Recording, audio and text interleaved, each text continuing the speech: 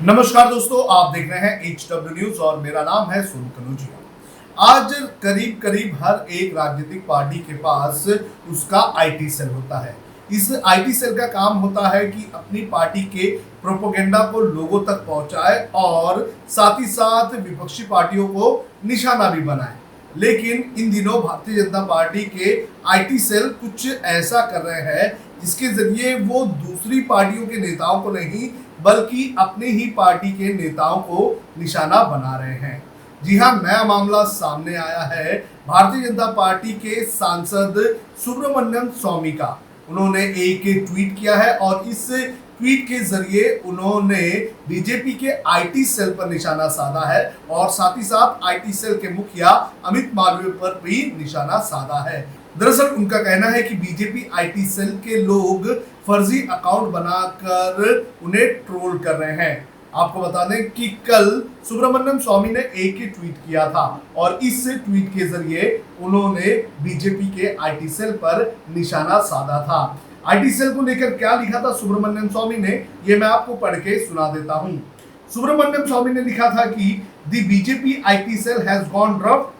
Some of its members are putting out fake ID tweets to make personal attack on me. If my angered followers make counter personal attacks, I cannot be held responsible, just as BJP cannot be held responsible for the rough IT cell of the party.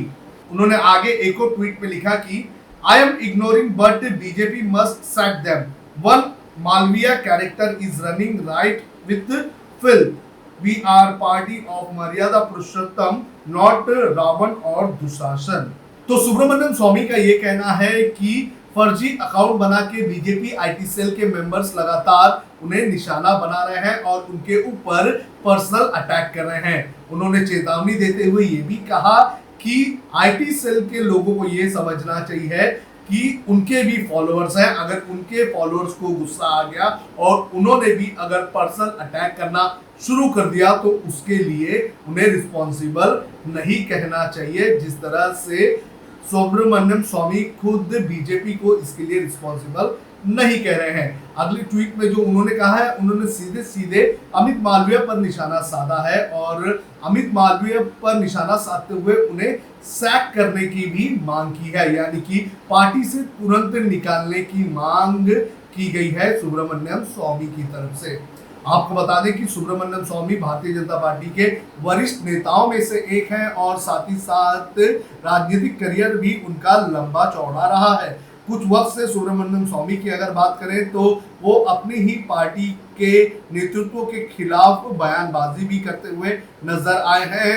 Subramaniam स्वामी की अगर बात करें तो वो खुद अर्थशास्त्री हैं और जितने भी मामले अगर अर्थव्यवस्था को लेकर सामने आए हैं तो उनको लेकर केंद्र सरकार पर उन्होंने निशाना साधा है। इसके अलावा चीन के मुद्दे को लेकर भी कुछ दिनों पहले रक्षा मंत्री राजनाथ सिंह पर उन्होंने निशाना साधा था और साथ ही साथ उन्होंने ये भी कहा था कि क्या हमें जरूरत पड़ गई है कि जो हमारी विदेश नीति है हमारे पड़ोसियों के साथ उन्हें बदलना चाहिए। तो इस तरह से कई बार सुब्रमण्यम स्वामी की तरफ से अपनी ही पार्टी पर निशाना साधा गया है, लेकिन अब पार्टी में जो ट्रोलर्स होते हैं, जो आईटी सेल्स हैं, वो अब सुब्रमण्यम स्वामी पर ही निशाना साध रहे हैं।